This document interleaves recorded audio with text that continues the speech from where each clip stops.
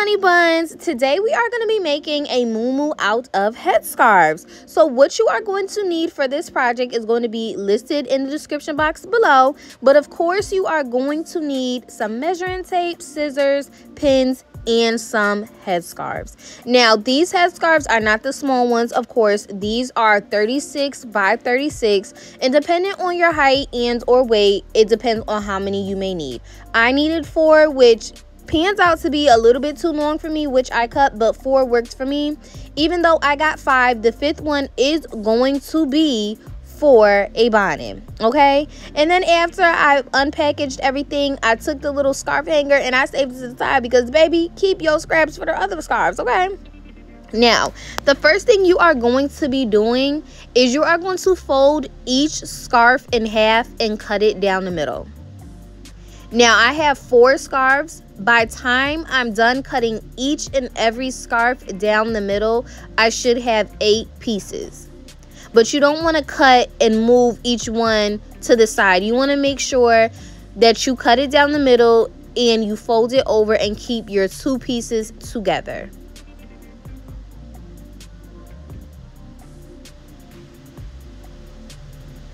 And this is what I mean by that.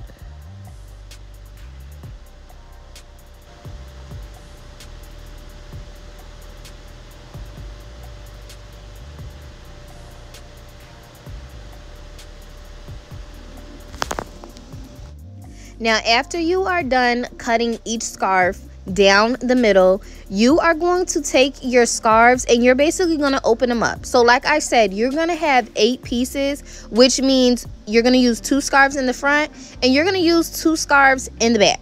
So 4 pieces in the front, 4 pieces in the back, okay?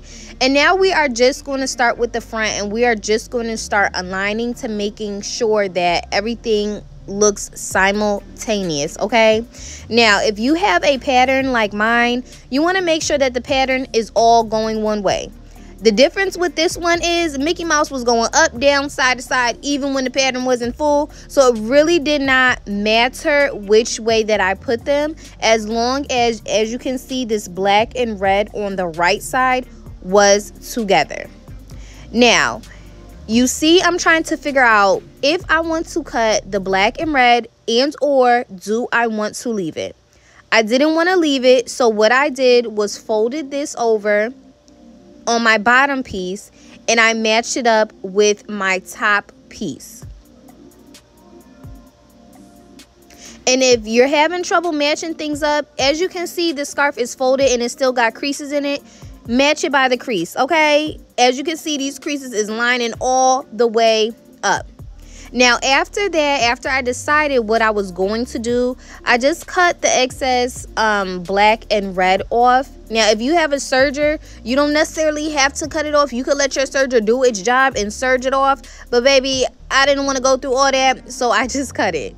Now, as you can see, I'm putting it on top of my right side front piece, and it's going together. After I finished putting it on my piece, I took my pins and pinned it down right sides facing each other. And you're going to do the same with the other side. You're going to do the same with the back. We're just working on the front. So as I'm working on the front and as you're working on the front, make sure you also do this for the back, okay? After you finish pinning, as you can see here, I'm going in a horizontal way. You are going to sew horizontally across first. And I already did this with my regular sewing machine. I sewed across first just so I can have some grip when it comes to the serger, because this is satin and it can slip even when you do have pins in it sometime. And here I am literally serging off the excess on my serger and serging across. As you can see, I'm done. And look at how everything is coming together, and look at how it simultaneously look like it's together. Now, I know y'all still see the creases in it. If you do have a steamer, it's perfectly fine for you to go ahead and steam those creases out. I wouldn't recommend doing an iron, but that worked for me. After I'm finished sewing everything horizontally for my front and my back, I am then going to go ahead with my front pieces, and you're going to do the same for the back, and I am going to place them on top of each other, right sides facing, and then I'm going to sew vertically. Now for this portion, as you can see, I'm meeting them at the middle where the middle seam is, and I'm going to sew from the middle to my left, from the middle to my right.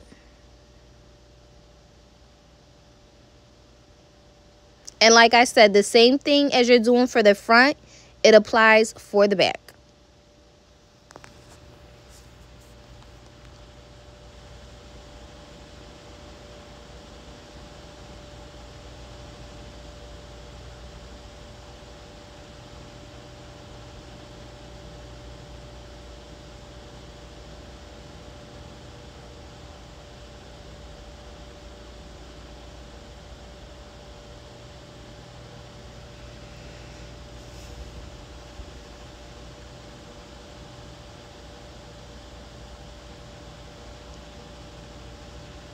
After you have sewn from the middle to the left, as you can see, I've done my left side first. I'm going to do the right.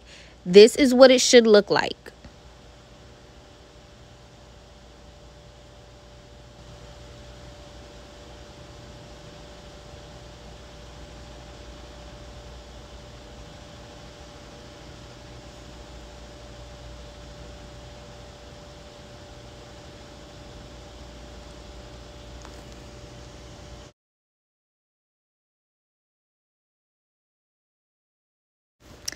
Okay, now if your pieces fit and they are not too long for you, you don't have to worry about this step. You could skip 10 seconds, I believe. But if it is too long for you, you are going to be measuring from your shoulder all the way down to where you want your moo to stop, and you are going to cut off the excess fabric, which is what I'm doing now because this was too long and don't nobody want no moo that's going to be dragging the floor. Okay, so I'm just cutting off the excess fabric because I'm short. After you have finished cutting off your excess fabric, if it was too long for you, we are now going to go ahead and create our neckline. I like to start with the front first. The front is always going to be deeper and longer than your back, so I use that as a map for my back. I'm going to go down approximately 4 inches. And I'm going to go across 4 inches, and or you can go down 3.5 inches and 3.5 inches on the other side, as long as how much that you go down is the same as how much you go across.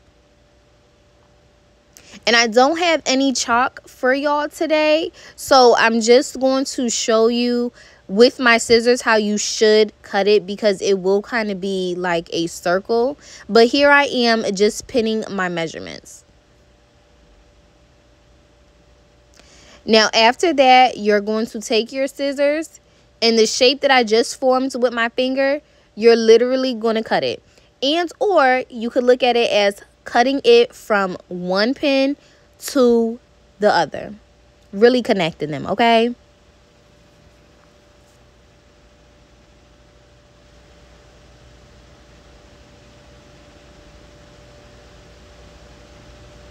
After you are finished cutting your front piece, you are going to take the back piece and start that. So what I like to do to make things much easier on myself is I like to put the front piece on top of my back piece. And like I said, the back piece is much more shorter than the front piece. So essentially, all you really have to do is just cut a little piece. So like we said, like I said, you could do 4 by 4 or you could do 3.5 by 3.5. So this is going to be 3 inches by 3 inches. And you'll see what I mean when I say the front is longer and a little bit wider, but still the same as the back when I cut it.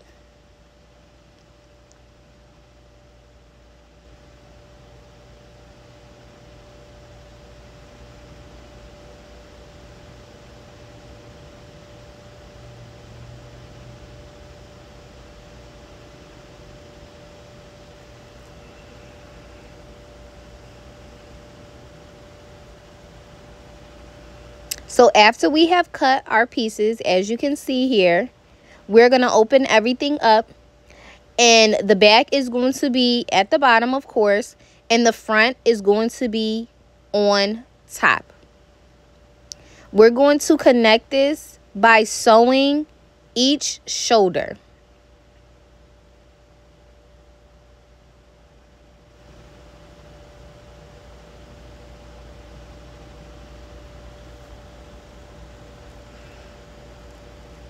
So you're going to sew shoulder 1 and you're going to sew shoulder 2. After that, for me, everybody is going to be different. I like for my muumuu where the arms to start under my chest area. So I went down approximately 13 inches. This may vary for you. I did add an inch, so 13 inches is correct. But I went down 13 inches. And then after I went down 13 inches, I pinned where I want my, what is the name for that? I pinned where I wanted to start my line. Okay? Do that make sense? After I went down 13 inches, because I'm getting tongue-tied looking at this. After I went down 13 inches, I took the pin, okay? And to make sure that everything was aligned, I just took my measuring tape and went right across and pinned it on the other side. And then that was where my sewing starting point was to make my line to basically close the muumuu up, okay? And I went in approximately 4 inches.